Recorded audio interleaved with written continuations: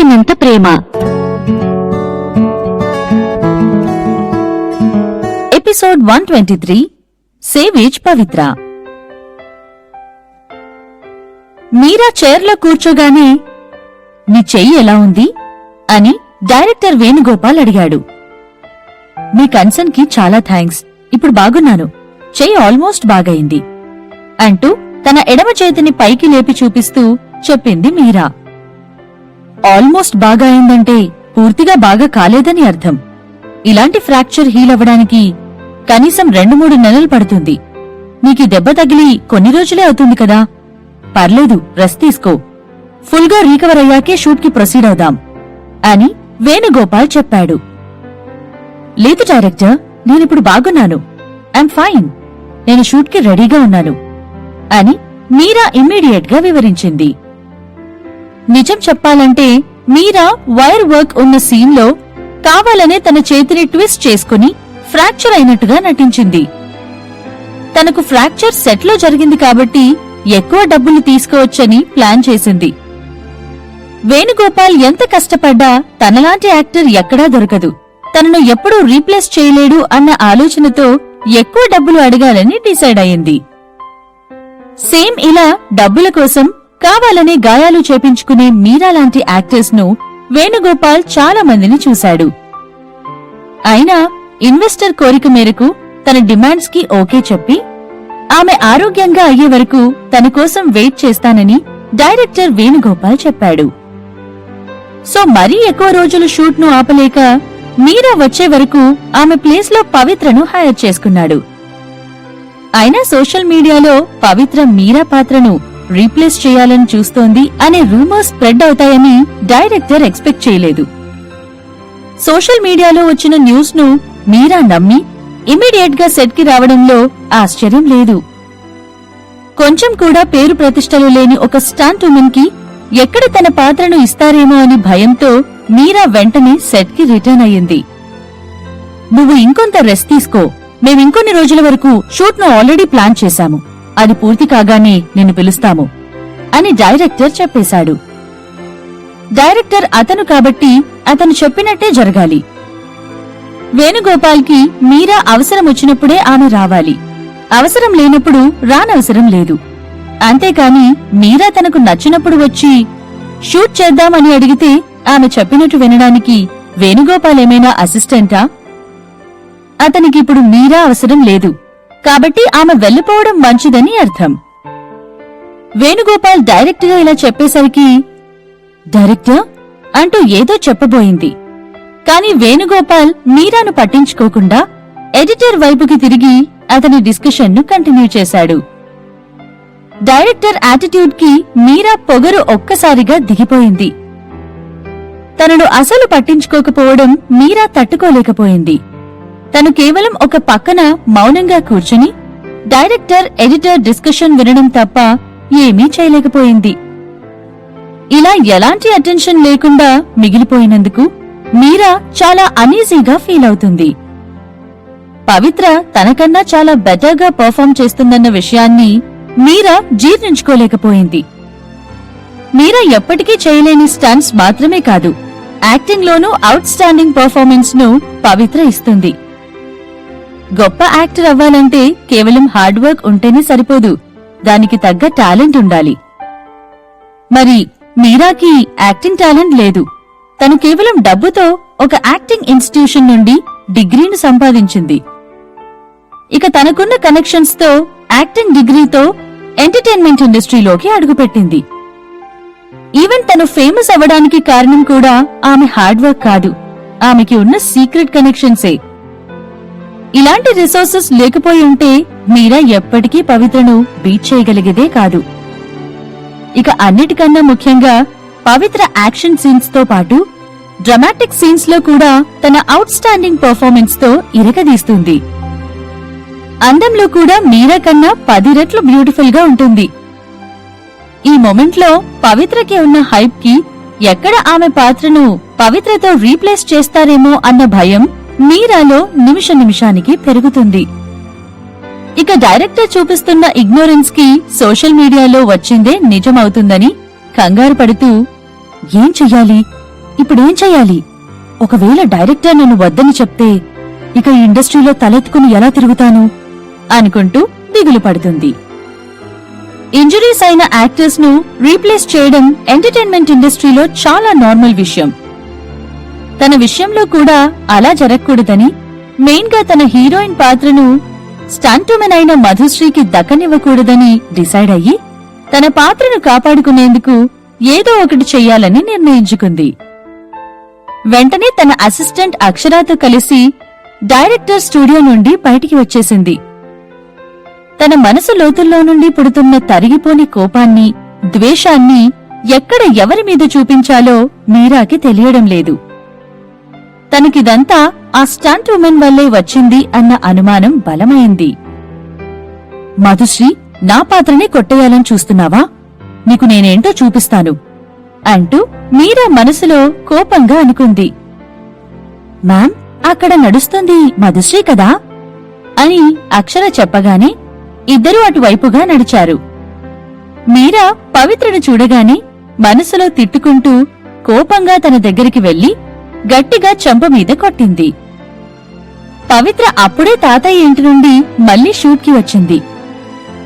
తను విజయ్ పరిస్థితి గురించి ఆలోచిస్తూ తల కిందికి వేసుకుని నడుస్తుంది. సో ఆమె వైపుకి ఎవరో వస్తున్నట్టు పవిత్ర గమనించలేదు. కాని సడన్ గా ఎవరో తనను కొట్టడంతో వెంటనే తలను పైకెత్తి మీరాను చూసింది. ఈ చెంపదెబ్బతో సెట్లోని స్టాఫ్ అందరూ వాళ్ల పనులు మానేసి వీరిద్దరి మధ్య ఏం జరుగుతుందో చూసే ఆతృతలో ఉన్నారు. పవిత్ర నిజంగానే మీరా పాత్రను కాజేయాలని చూస్తుందని నమ్మి అందరూ పవిత్రకి ఇలా జరగాల్సిందే అనుకున్నారు. పవిత్ర చాలా కోపంగా, ఏంటిది, నన్నెందుకు కొట్టావ్ అని గట్టిగా అరిచింది. నిన్ను కొట్టడానికి నాకొక కారణం కూడా కావాలా? నెవర్ అంటూ ఈవిల్ స్మైల్ తో రిప్లై ఇచ్చింది మీరా. మీరా ఇచ్చిన రిప్లైకి పవిత్రకి ఇంకా ఎక్కువ కోపం వచ్చి ఇమ్మీడియట్ గా మీరా మీద చేయి చేసుకుంది. చాలా ఫాస్ట్ గా 2-3 సార్లు గట్టిగా కొట్టింది. ఈ దెబ్బలతో మీరా అందమైన ముఖం ఒక్కసారిగా చేతివేళ్ల అచ్చుతో ఎర్రగా మారిపోయింది. నన్ను కొట్టడానికి నువ్వెవరు? నీకు ఎంత ధైర్యం? అంటూ మీరా తన చేతులతో ముఖాన్ని కవర్ చేసుకుని గట్టిగా కేకలు వేసింది. పవిత్ర చిన్నగా నవ్వుతూ, నువ్వే కదా మనిద్దరం కొట్టుకోవడానికి కారణమక్కర్లేదని చెప్పావు. అందుకే నేను కూడా నీ ఫేవర్ను రీపే చేస్తున్నాను. ఓ, బై ద వే, నీ కళ్ళకేమైనా అయ్యిందా? అంటే నన్ను చూశాక కూడా ఎవరు అని అడుగుతున్నావు కదా. నాకు మన హైదరాబాద్లోని బెస్ట్ ఐ హాస్పిటల్ తెలుసు. ఎలాంటి కంటి ప్రాబ్లమ్స్ అయినా చాలా ఈజీగా క్యూర్ చేస్తారు. నీకోసం అపాయింట్మెంట్ తీసుకోవాలా? లేదా హాస్పిటల్ అడ్రస్ ఇస్తే నువ్వే వెళ్తావా అని కావాలనే ఇలాంటి సమాధానం ఇచ్చింది. అందరి ముందు పరువు పోగొట్టుకోకూడదు అని అనుకున్న వాళ్ళెవరూ ఇలా అనవసరంగా పక్క వాళ్లను ఇరిటేట్ చేయకూడదు. మెయిన్గా పవిత్ర లాంటి అమ్మాయితో పెట్టుకోకూడదు. ఎందుకంటే తనకు ఒక్కసారి కోపం వచ్చిందంటే తన ముందు ఉంది ఎంత గొప్ప వ్యక్తి అయినా పవిత్ర పట్టించుకోదు. పవిత్రకి కొట్టడం మాత్రమే కాదు, తిట్టనట్టే తిట్టడం కూడా తెలుసు. తను రెస్పాండ్ అయ్యే విధానం తిట్టనట్టే ఉన్నా అవతలవారు గిల్టీగా, షేమ్గా ఫీల్ అయ్యేలా ఉంటుంది. పవిత్ర మాటలకు మీరా కోపాన్ని కంట్రోల్ చేసుకోలేకపోయింది.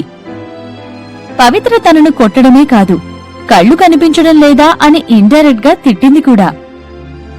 ఎంత ధైర్యమంటే ఒక స్టంట్ ఉమెన్వి అయ్యుండి నా ముందు ఇలా మాట్లాడుతున్నావు? డైరెక్టర్కి నీ పర్ఫార్మెన్స్ నచ్చినంత మాత్రాన నువ్వే గొప్ప యాక్టర్ అని నువ్వు ఏదైనా చేయొచ్చని ఫీల్ అవుతున్నావా? నా పాత్రను కొట్టేయాలని చూస్తున్నావంటే ఎంత కన్నింగ్ బుద్ధి నీది అని మీరా కోపంగా తిట్టింది. ఏ కళ్లతో నేను నీ పాత్రను కొట్టేయడం చూశావు? నీకు నేను నిజంగా అలా చేస్తున్నాను అనిపిస్తే వెళ్ళి డైరెక్టర్ను, మిస్టర్ గణేష్ గారిని ఆర్ అట్లీస్ట్ సెట్లో ఉన్న ఎవరినైనా అడుగు. ఒకవేళ నీకు ఫ్రాక్చర్ జరిగి ఉండకపోతే డైరెక్టర్ నన్ను కొన్ని సీన్స్ షూట్ చేయడం కోసం ఎందుకు హైర్ చేసుకుంటాడు? ఈవెన్ నేను నీ ప్లేస్లో టెంపరీగా వర్క్ చేస్తున్నా నాకు స్టంట్ ఉమెన్కి వచ్చే పేమెంట్ మాత్రమే వస్తుందన్న విషయం నీకు తెలుసా? నీ సినిమా షూటింగ్ ప్రోగ్రెస్ అవ్వడానికి హెల్ప్ చేస్తున్నందుకు నాకు థ్యాంక్స్ చెప్పాల్సింది పోయి నా మీదే నీకు నచ్చినట్టు అబాండాలు వేయాలని చూస్తున్నావా? ఇదేనా నువ్వు నీ కోవర్కర్స్ కి ఇచ్చే గౌరవం అంటూ ప్రశ్నించింది పవిత్ర. పవిత్ర తనకన్నా పెద్దవారితో చాలా గౌరవంగా నడుచుకుంటుంది. కాని మీరా లాంటి వ్యక్తులకు ఆ గౌరవం దక్కుతుందన్న వ్యారంటీ లేదు. స్టంటుమెన్ అయిన నువ్వు నాకే లెక్చరిస్తున్నావా? నేను యాక్టింగ్ మొదలుపెట్టినప్పుడు నీకు యాక్టింగ్ స్పెల్లింగ్ కూడా వచ్చి ఉండదు. అలాంటిది కొంచెం పేరు సంపాదించగానే ఆగడం లేదు కదా అని మీరా అరిచింది. పవిత్రకి చాలా ఎక్కువ పేమెంట్ ఇవ్వాలని డైరెక్టర్ వేణుగోపాల్ డిసైడ్ అయిన విషయం మీరాకి తెలిసింది. పేమెంట్ ఎక్కువ కావాలని పవిత్రే అడిగిందేమో అని మీరా అపార్థం చేసుకుంది. అవును, నువ్వు చెప్పింది కరెక్ట్. మనిద్దరం ఒకే జనరేషన్ కి చెందిన వాళ్ళం కాదు. నేను నీ అంత ఓల్డ్ అంతకన్నా కాదు. అంత ఎక్స్పీరియన్స్ ఉన్న నాలాంటి యంగ్ అమ్మాయితో స్టంట్స్ చేపించుకుంటున్నావంటే నీ బోన్స్ నిజంగా వీక్ అవుతున్నట్టున్నాయి. నువ్వు కనీసం ఇప్పటి నుండైనా రోజూ పాలు తాగడం అలవాటు చేసుకో అంటూ నవ్వుతూనే టీచర్లాగా లెక్చర్ ఇచ్చింది పవిత్ర. వాళ్ళిద్దరినీ చూస్తున్న ప్రతి ఒక్కరికి అర్థమయ్యింది పవిత్ర మీరాను ఓల్డ్ అంటుందని. మీరా వయసు ఇప్పటికే 30లో ఉంది. ఇంకొన్ని సంవత్సరాల్లో 40లోకి ఎంటర్ అవుతుంది. ఈ క్షణంలో తను ఎక్కువగా కంగారు పడేది ఆమె వయసు గురించే. అలాంటి సమయంలో పవిత్ర మాటలు ఆమెను కత్తులతో గుచ్చినట్టుగా అనిపిస్తుంది. నిన్ను నిన్ను అంటూ మీరా కోపంతో తిట్టడానికి ట్రై చేసింది. కాని ఆమె నోటి నుండి ఆ మాట తప్ప వేరే ఏం రావడం లేదు. నువ్వు చూడ్డానికి కూడా హెల్దీగా కనిపించడం లేదు. నీ ఐబ్రోస్ డ్రై అయిపోయాయి. నీ కళ్ళు చాలా టయర్డ్ గా కనిపిస్తున్నాయి. నీ పెదాలు వాటి షైన్ ను కోల్పోయాయి. నీ ముఖంలో ముడతలు మొదలయ్యాయి. ఇవన్నీ సిమ్టమ్స్ ను చూస్తుంటే నీ బాడీ ఓవర్ స్ట్రైన్ అన్నట్టు కనిపిస్తుంది. వెళ్లి లివర్, కిడ్నీ బాగానే ఉన్నాయేమో చెక్ చేపించుకో. చూస్తుంటే ఏదో పెద్ద జబ్బే ఉన్నట్టుంది అని పవిత్ర మళ్లీ చెప్పింది. మీరా ఇమ్మీడియట్ గా ఆమె చేతులతో తన ముఖాన్ని ముట్టుకుంటూ కోపాన్ని కంట్రోల్ చేసుకుంటుంది. ఎందుకంటే పవిత్ర చెప్పింది నిజమే. ఈవెన్ తన ఫ్యామిలీ డాక్టర్ కూడా ఆమెతో ఇలాగే చెప్పాడు. తన మాటలకు మీరా షాక్ అయ్యి కనీసం బదులు కూడా ఇవ్వలేకపోవడం గమనించిన పవిత్ర నవ్వుకుంటూ అక్కడి నుండి షూట్ ఏరియాకి వెళ్లిపోయింది. స్టాఫ్ మెంబర్స్ అందరూ ఇప్పటి వరకు సినిమా చూసినట్టు చూసి పవిత్ర మాటలకు నవ్వుకుంటున్నారు. అక్కడున్న ప్రతి ఒక్కరికి మీరా గురించి తెలుసు. అందుకే వాళ్లకు కూడా పవిత్ర మాటల్లో తప్పు కనిపించలేదు. అందరూ ఏం చూస్తున్నారు? మీరు మీ పని చూసుకోండి అని మీరా సెట్లోని వాళ్ళందరినీ వార్న్ చేసి అక్కడి నుండి వెళ్లిపోయింది. పవిత్ర వల్ల సెట్లో అందరి ముందు తన పరువు పోవడంతో మీరాకి ఆమె మీద ద్వేషం ఇంకా పెరిగింది. ఎలాగైనా పవిత్ర పని పట్టాలని నిర్ణయించుకొని ఆమె అసిస్టెంట్ అక్షరాను పవిత్ర షెడ్యూల్ గురించి తెలుసుకోమని చెప్పింది. ఈరోజు హీరోయిన్ విలన్ను పట్టుకోవడానికి ట్రై చేస్తూ ఉండగా అనుకోకుండా సిమెంట్ మీద పడి ముఖం మొత్తం డస్ట్ తో నిండిపోవాల్సిన సీన్ ఒకటి ఉంది. ఈ సీన్ గురించి తెలుసుకోగానే మీరాకి ఒక దురాలోచన వచ్చి వెంటనే తన అసిస్టెంట్ అక్షరతో ఆ మ్యాటర్ను తన ప్లాన్ ప్రకారం సెటిల్ చేయమని చెప్పింది.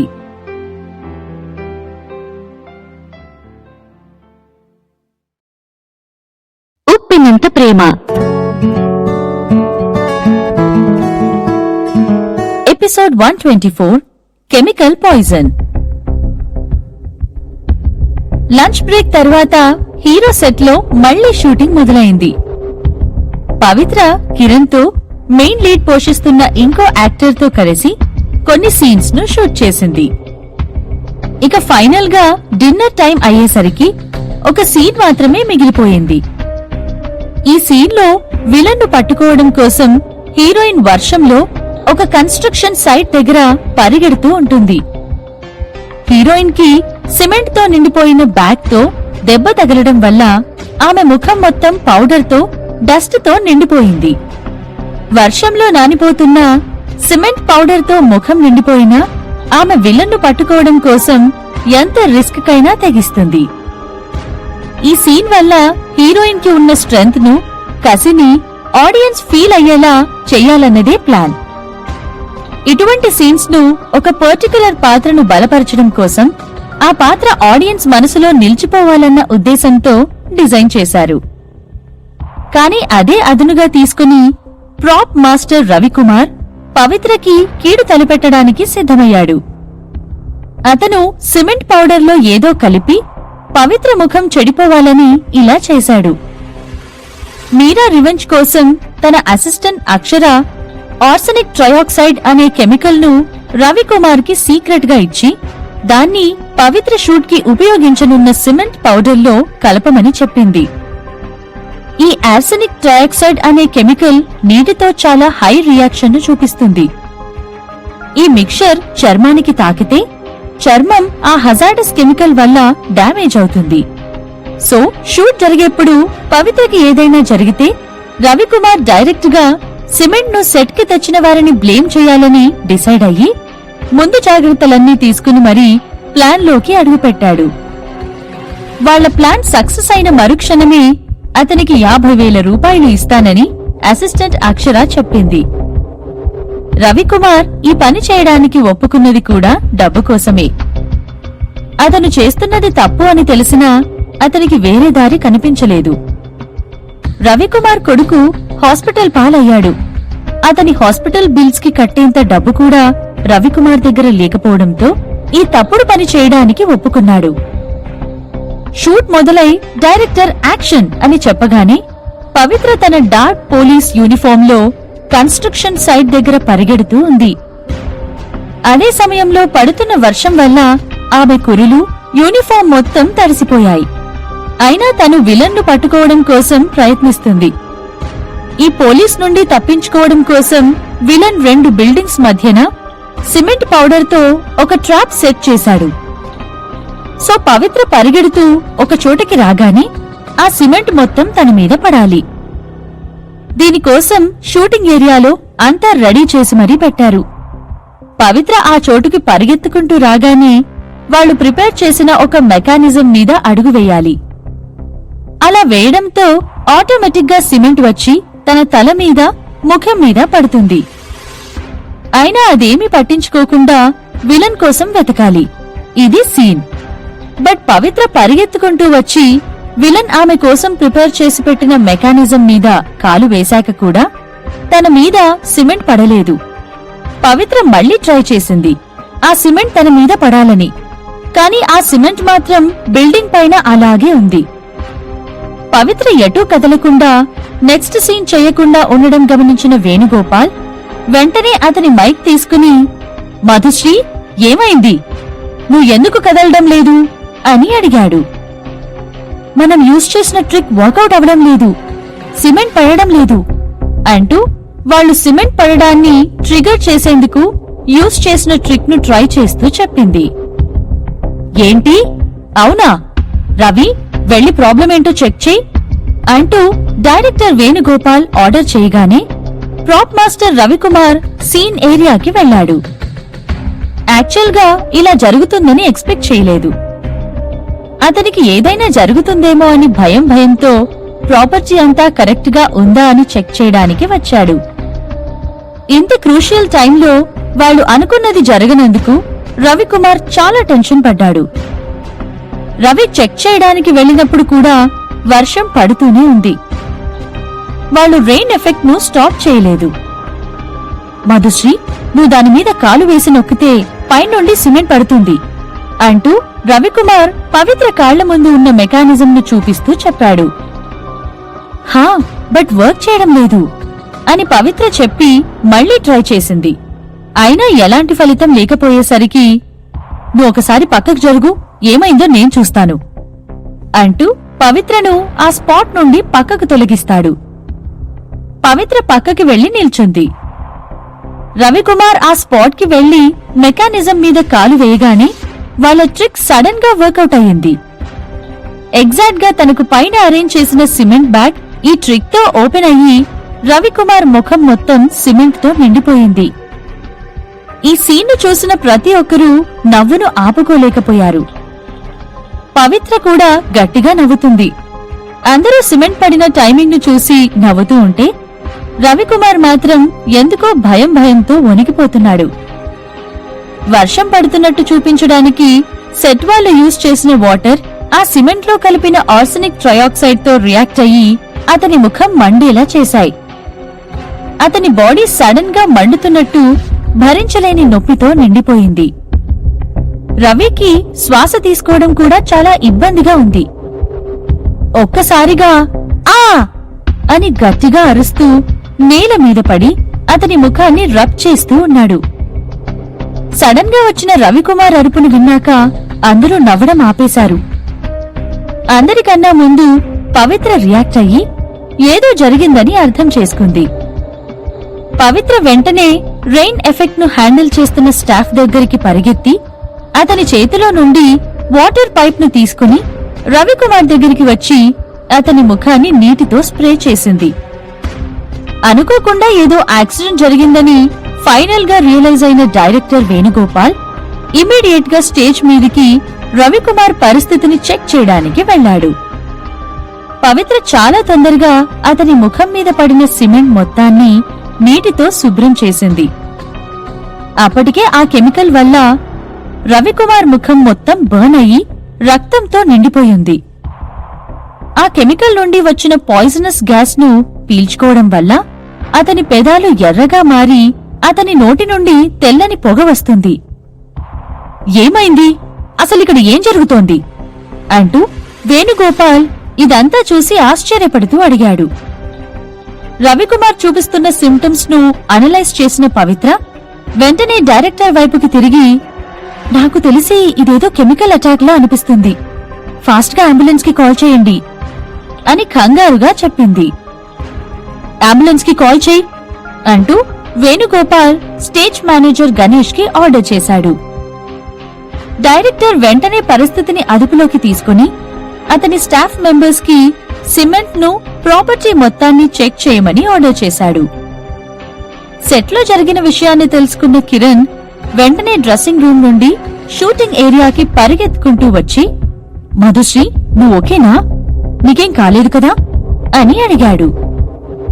ఐఎమ్ ఫైన్, నాకేం కాలేదు అంటూ పవిత్ర చాలా సాడ్ గా వీక్ వాయిస్ తో రిప్లై ఇచ్చింది.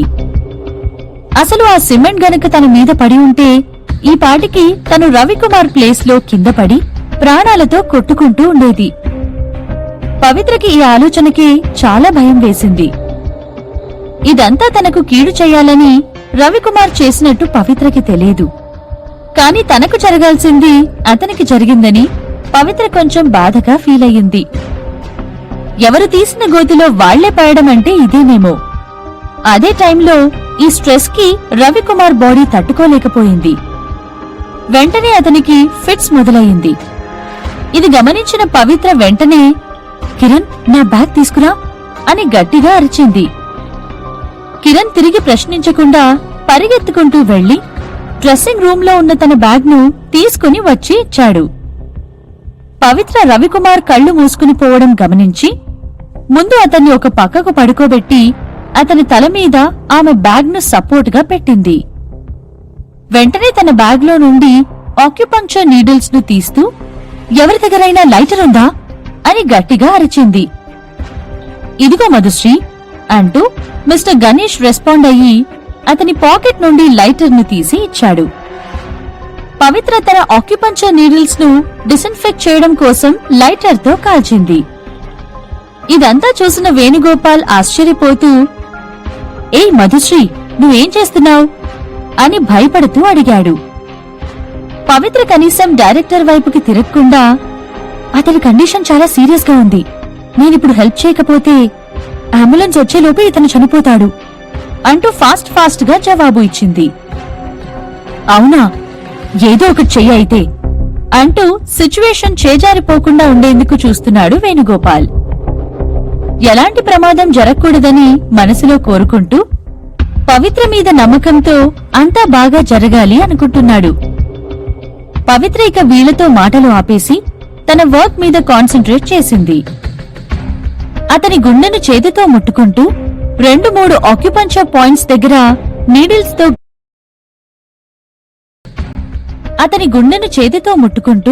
2-3 ఆక్యుపంచర్ పాయింట్స్ దగ్గర నీడిల్స్ తో గుచ్చి పాయిజన్ అతని గుండెకి చేరకుండా కాపాడింది. ఫైనల్ గా అంబులెన్స్ రాగానే రవికుమార్ ను హాస్పిటల్ కి పంపించారు. తరువాత ఈ విషయాన్ని అందరూ సీక్రెట్ గా ఉంచాలని, ఎలాంటి కన్ఫర్మేషన్ లేకుండా ఎటువంటి న్యూస్ ను స్ప్రెడ్ చేయొద్దని స్టాఫ్ ఆర్టిస్ట్ అందరికీ చెప్పారు. ఇక ఈ ఇన్సిడెంట్ తో షూటింగ్ ను ఆపేశారు. పవిత్ర సెట్ నుండి బయలుదేరే ముందు విజయ్ కి కాల్ చేసింది.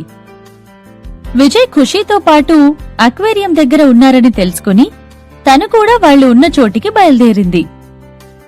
పవిత్ర వాళ్లు ఉన్న చోటుకి రాగానే అప్పటికే విజయ్ ఖుషీతో పాటు అక్వేరియం నుండి బయటికి వచ్చాడు. ఖుషీ చాలా టయర్డ్ అయ్యి విజయ్ చేతుల్లోనే నిద్రపోయింది. పవిత్ర విజయ్ను చూడగానే అతని వద్దకి వెళ్లి మిస్టర్ విజయ్ అని గ్రీట్ చేసింది. పవిత్ర వెంటనే అతని చేతుల్లో ఖుషీ పడుకుని ఉండడం చూసి చెర్రీబేబీ పడుకుందా అని అడిగింది. హా, ఇంతకు ముందే నిద్రపోయింది అంటూ విజయ్ చిరునవ్వుతో బదులు ఇచ్చాడు. పవిత్ర అతని నుదుటి మీద హెయిర్ తో కవర్ చేసి ఉన్న బ్యాండేజ్ ను గమనించి మిస్టర్ విజయ్, నీ తలకు ఏమైంది అంటూ దిగులుగా అడిగింది.